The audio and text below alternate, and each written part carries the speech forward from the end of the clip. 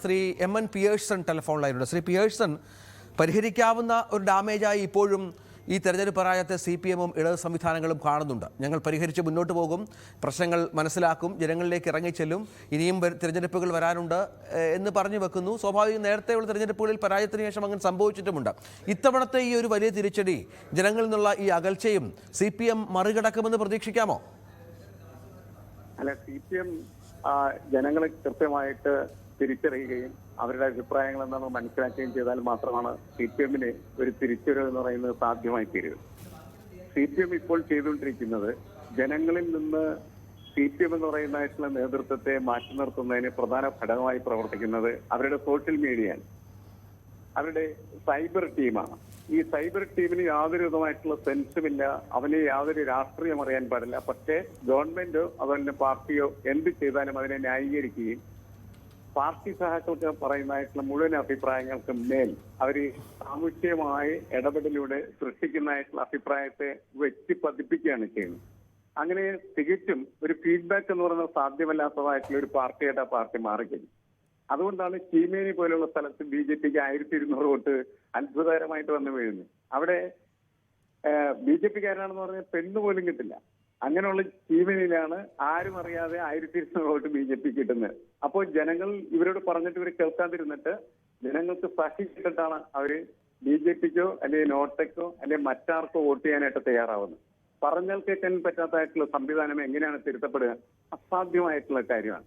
അതാണ് യഥാർത്ഥത്തിൽ അവർ നേരിടുന്ന പ്രധാനപ്പെട്ട പ്രശ്നം.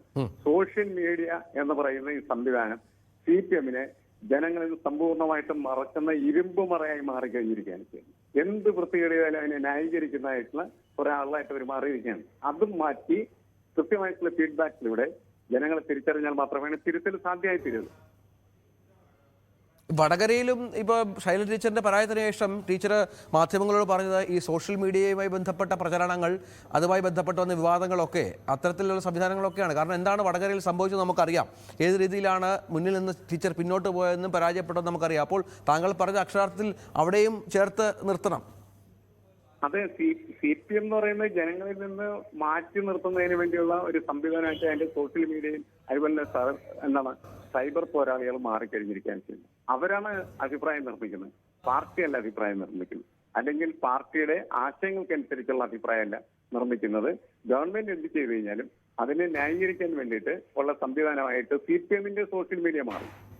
ആ സോഷ്യൽ മീഡിയയാണ് മര്യാദയില്ലാത്ത രീതിയിൽ എതിരാളികളെയും അതേപോലെ തന്നെ പാർട്ടിയെ വിമർശിക്കുന്നതായിട്ടുള്ള പാർട്ടിയുടെ നേതാക്കളെയും പാർട്ടിക്കാരെയും ഒക്കെ വല്ലാത്ത തരത്തിൽ മോശമാക്കുന്നത്. വ്യക്തമായിട്ടുള്ള ഒരു അഭിപ്രായം പറയുന്നത് അയാൾ ഹിന്ദുവാണ് എങ്കിൽ അവനെ സംഖ്യ എന്ന് വിളിക്കും.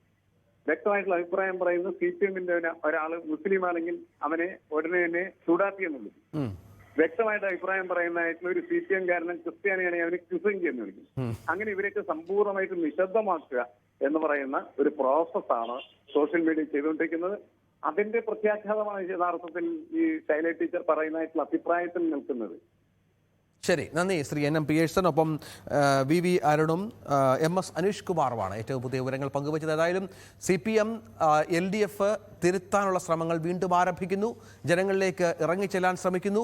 എന്താണ് സംഭവിച്ചത് എന്നുള്ളത് ഒരു മുഖം മിനുക്കലിലൂടെ പരിഹരിക്കാനുള്ള എല്ലാ ശ്രമങ്ങളും ആരംഭിക്കാൻ ഒരുങ്ങുന്നതാണ് ഏറ്റവും പ്രധാനപ്പെട്ട വിവരം. മുഖം മിനുക്കിയാൽ ഈ പ്രശ്നങ്ങൾ അവസാനിക്കുമോ എന്നതും കാത്തിരുന്നു കാണണം.